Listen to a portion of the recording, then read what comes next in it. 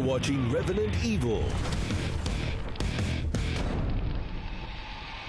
Deleted enemies, unused weapons, and scrapped bosses were not things I was expecting to find in Beta 0.99.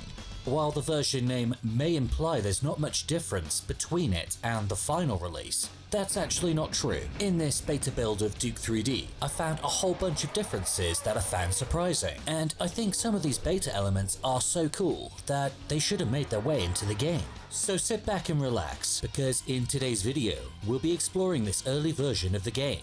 We'll look at the history, the differences in level design, and of course, a whole bunch of scrapped content. Hello everyone, I'm Evil, and today I'd like to invite you to join me as we take a look at Duke Nukem 3D version 0.99. I hope you enjoy.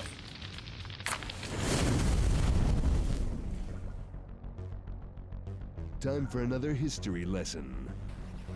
It's unknown exactly when this incomplete version of the game first appeared online, but one thing we do know is that the leak originates from a member of the gaming press. So, how do we know this? Well, amongst the files is a README text document sent from George Broussard to a person called Jim, and inside the document are instructions on how to run the game. So, judging by the fact that they were on first-name terms, it probably wasn't too difficult for 3D Realms to identify the source of the leak. Whoops, no more review copies for you. Anyway, this build was compiled on the 4th of January 1996, which is about 3.5 weeks before the shareware version, and about 3 months before the full commercial release. But even though this beta is from towards the end of production, there's a surprising amount of things that were changed. So let's get to it and have a look at some of these differences.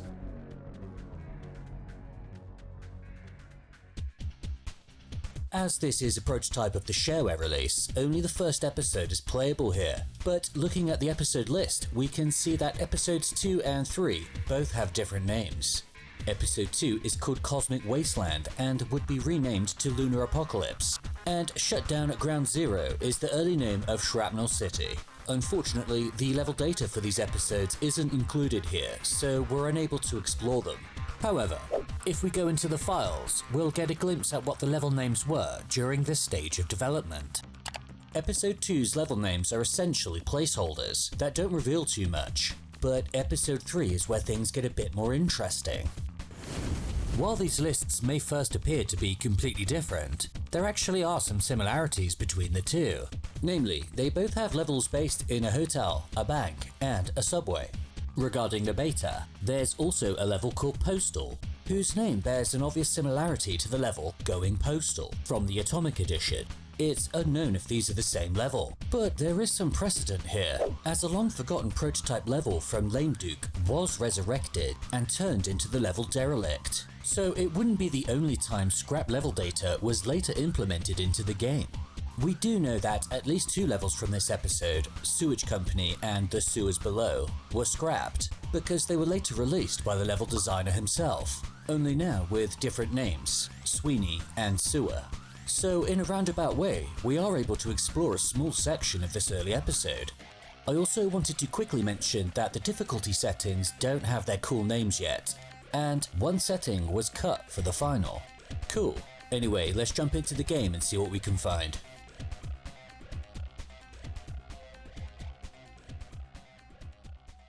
Before we look at the levels, I wanted to point out some general differences that I noticed. For instance, Duke's death animation is a bit different. Upon dying, Duke will fly backwards.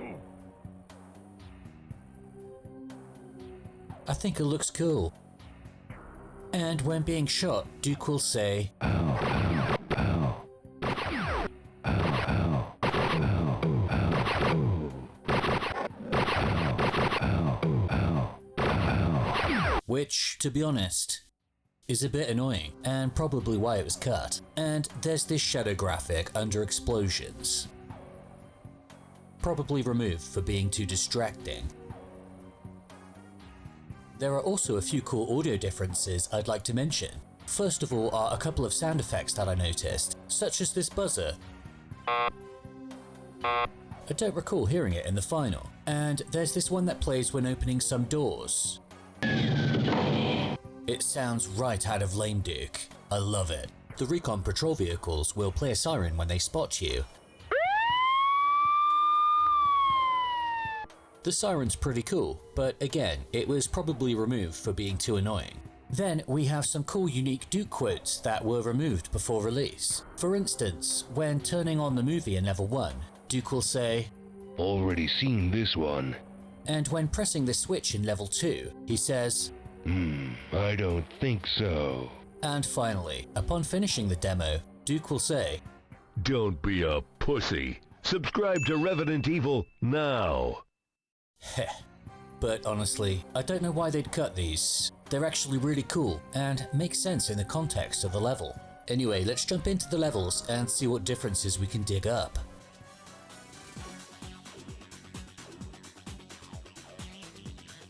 The level skybox graphics aren't quite finished yet. It's nothing major, but in the prototype, these two buildings have some writing on, which would ultimately be scrubbed out.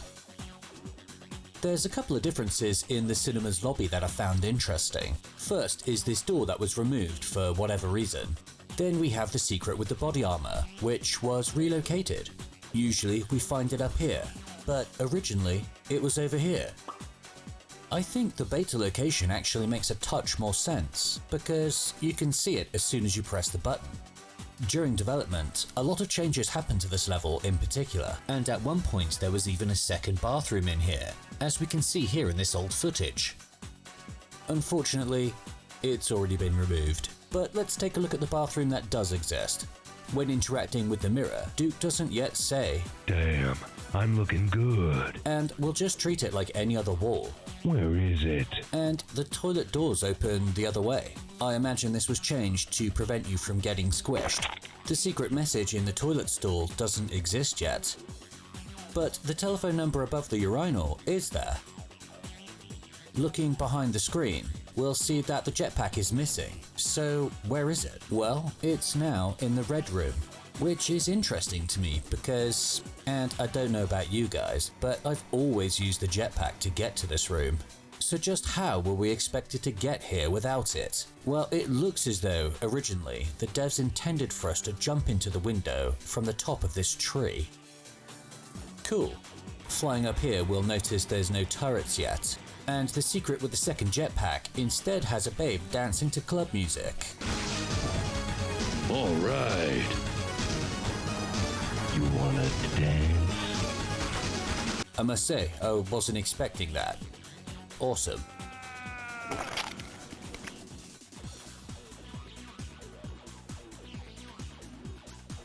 In the prototype, Red Light District is known as Mean Streets, and one of the first things I noticed is that there were more shelves in the adult bookstore.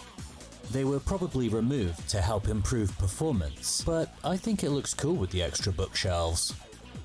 It's here we find an interesting scrapped feature. When interacting with the magazine, Duke will pick it up and read it. Nice. And by taking Duke out of bounds, we can find what is believed to be an early version of the beginning of the level. It's full of dead Doom guys for some reason. Looks awesome though. I also found this while hunting out of bounds. Then there's another change up by the first keycard. The whole room was given a makeover. It's a bit basic here, but it's still interesting to see the differences. So this section here probably has the biggest changes. In the final game, we go into this little room and input the keycard to access the controls. Then, in the debris of the building, we grab the next keycard. And in essence, it's the same in the prototype, but this room doesn't exist, and instead the controls are out here in the open. I think this section actually makes more sense in the beta. Let me explain. For some reason, there's a manhole on the roof of the collapsed building, which of course doesn't make any sense. But in the beta, the manhole is over here on the street, where it should be. There aren't too many other big changes in the level, but there are a few things worth mentioning. The left payphone here has an alien that says, which was removed in the final. And there are a few small changes in the bar. First of all, this cupboard uses a different type of door. The pig cop ambush doesn't exist yet, and there's also a second TV hanging up here. Sweet. Checking out the chapel area, we'll see that the notice on the door has a typo. Whoops. Doom Guy's position is slightly changed, with a shorter corridor. This section with the spinning gears always makes me a bit anxious. But in 0.99 there's nothing to worry about, as it's filled with water. Out here we find the first instance of the turrets. But they're a bit glitchy, and you're able to push them off the platform. But my absolute favourite thing about this area is that the platforms cast a really cool shadow up onto the wall. Why did they remove this? I think it looks great. The skybox is also a bit different. In the prototype, you can see the sea, but in the final game there's nothing but stars. The submarine had some fins removed. There's also some spotlights on the wall here. And if we take Duke for a swim, we'll get our first look at the unused graphics for the scuba gear. It was likely dropped because it took up too much screen real estate, but it's still super cool to see it in action.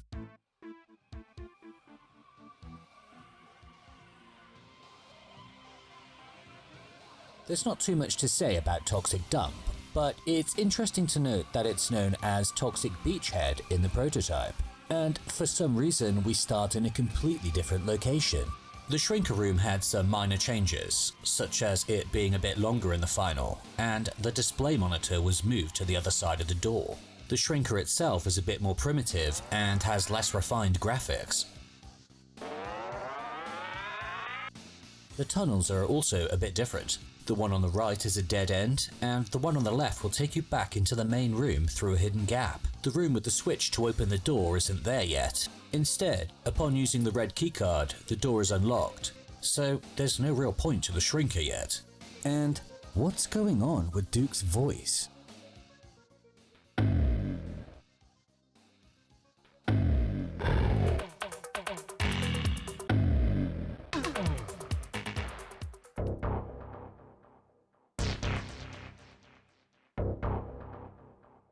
The first room in Launch Facility is interesting because while you start in the same room, it has platforms on either side.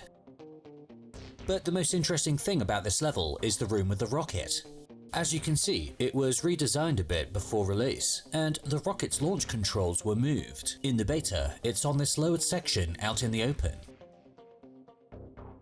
Whereas in the final game, it was moved over here. Which I think is a much better idea. I mean, who'd be crazy enough to launch a rocket while standing here?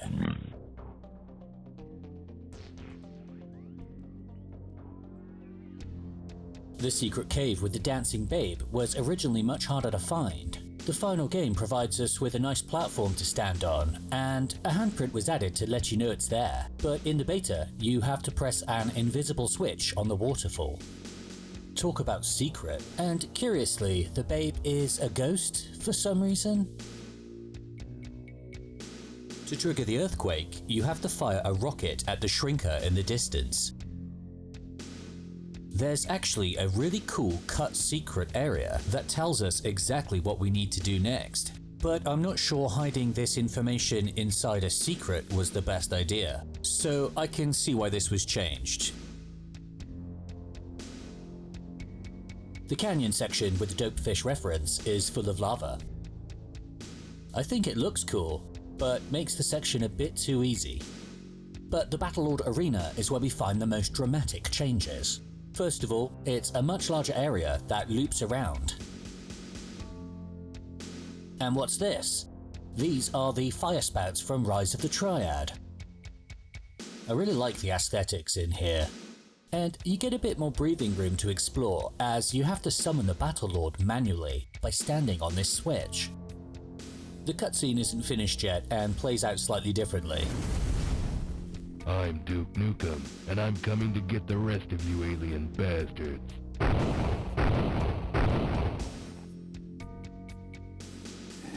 the hell are you? I'm Duke Nukem, and I'm coming to get the rest of you alien bastards. Let's move on and look at some of the weapons.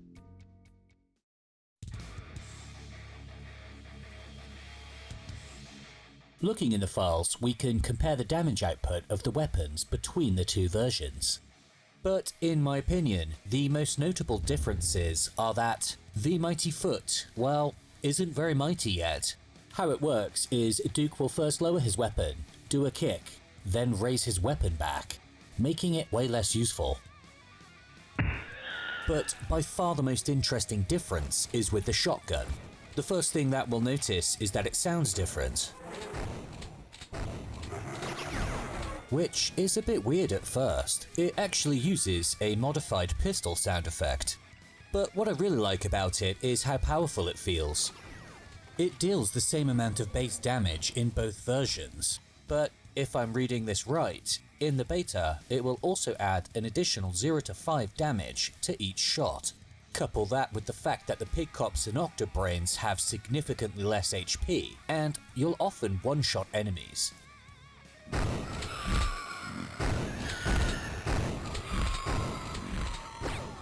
Awesome. There are also 3 weapons only accessible by using cheats. First up we have the Shrinker. It doesn't have any graphics yet, but it works largely as you'd expect, although it does have a much larger blast radius than the final, and can shrink a bunch of enemies at once. Sweet. Then we have the laser trip bombs, which are essentially finalized.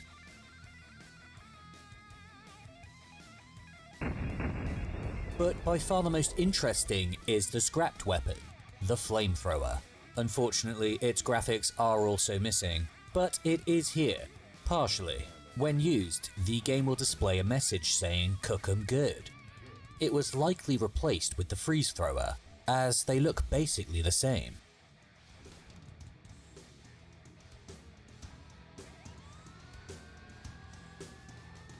There are also remnants of some scrapped enemies. First up we have the Snakehead, who would have acted similar to that of a lost soul from Doom. Unfortunately, the graphics are missing, and all we have here is some code that relates to the enemy's behaviour. But thankfully, the sprites for this lost enemy were shared on the Duke 4 Discord server, and in this video we can see how it was likely going to work.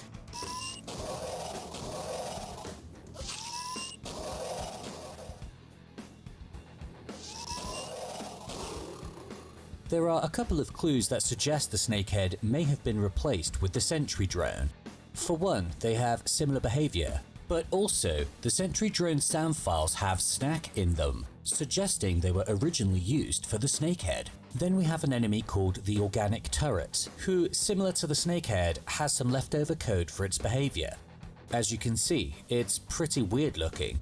It would have been attached to the ceiling and shot a projectile similar to the Enforcer's spit attack. It was probably deemed unnecessary and scrapped in favour of using the mechanical turret. I mean, one turret's enough, right? And then finally, we have a scrapped boss. Well, actually, it's 2 bosses, created in Duke's image, one being called Dummy Duke and the other Big Dummy Duke. Some of their AI still exists, and we're able to spawn them into a level.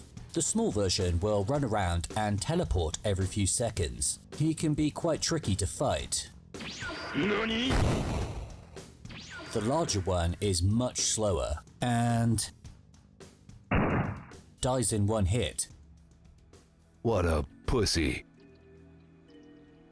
I find it interesting that the levels were more detailed in the beta. Likely in a bid to improve performance, geometry and level props were scaled back and simplified, all at the last minute. Though it's a great look into the development process and helps us understand the lengths the developers had to go through to bring us such an awesome game. What we have here is a huge amount of small changes that, when put together, give the game a different feel. I think they made the right call in regards to balancing, but in my opinion, some of these beta elements really should have made their way into the game. Though, I would like to know, what did you think of this prototype? Have you ever played it? Which beta element was your favourite? Let me know in the comments below, and I'll see you next time. Cheers. Don't forget to like and subscribe to Revenant Evil. or I'll kick your ass.